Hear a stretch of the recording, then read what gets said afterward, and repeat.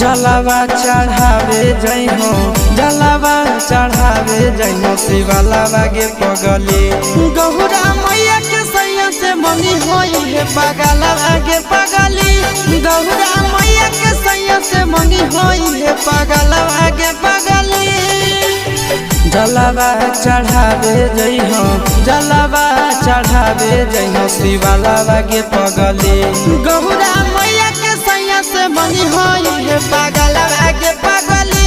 गौरा मैया के सैया से मंगी होई है पगलावा गे पगली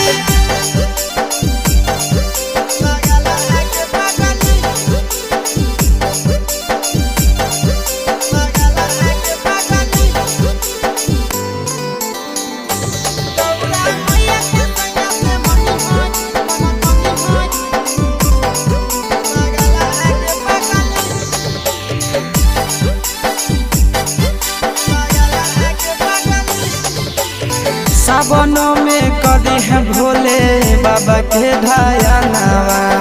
सातो जन्म हमरे के मनी है सजनावा सावनों में कदी है भोले बाबा के ढायनावा सातो जन्म हमरे के मनी है सजनावा पूजी हो चरनिया पूजी हो चरनिया मतवाला के पगली गौरा मैया के सैया से मंगी है पगला आगे पगली गौरा मैया के सैया से मंगी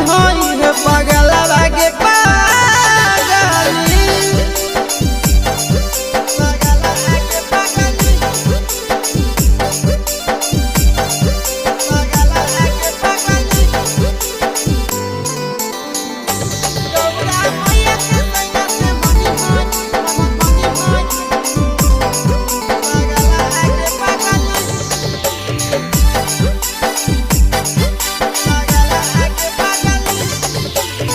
सावन के पहिला सोमारी भूखल रही हो